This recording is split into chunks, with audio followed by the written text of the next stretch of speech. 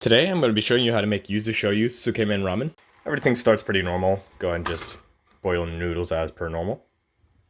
So after the noodles are cooked, you actually want to drain them. And then add them to your bowl, but actually don't add any seasoning or anything else yet.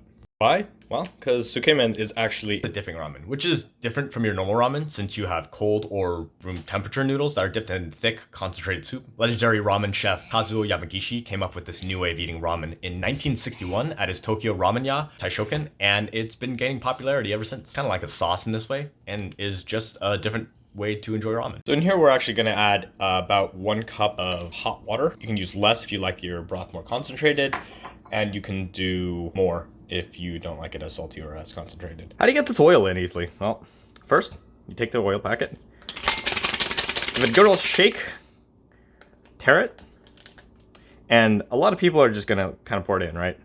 That's actually making it really difficult on yourself. So instead what you actually want to do is actually fold it in half, and then, ta-da! It's actually really easy to get it in like this. And you kind of squeeze it like a tube of toothpaste. Let's take a demonstration. I got it all messy, but technically when you're actually going to be pouring it in, what you actually want to do is you tear it at an angle so that everything already flows in, and then that's when you fold it in half. But yeah.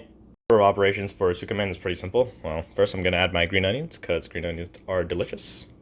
You can add it to your Tsukemen soup, or I guess sauce. Depends on whatever you want to call it. Yeah, your noodles, if you prefer it that way. It's actually pretty simple. All you do is you grab your noodles and go for a good dip. And like that. So I personally like Tsukemen ramen a lot in spring and fall when it's starting to get hot, and I don't necessarily want too much hot broth, but I still do like my food to be warm. This is slightly different than, for instance, hiyashi or hiyashi chuka style, which is another video I'll do, which is fairly similar, except you rinse the noodles in cold water, and you actually use cold water to make this instead. Or ice water, actually, even. That way you have cold noodles, and you can enjoy ramen even in summertime. Now, of course, if you want to make the Yuzu Shoyu completely complete, that's when you add the mayo! I think a legit question to ask here. Well, all the nutrition's in that bowl, right? How do you get it afterwards? So after you're done eating all of that, you can kind of turn this into hiyashi style, or really, just add water, make it a soup again, drink the soup. It's really nice soup. Drink the soup!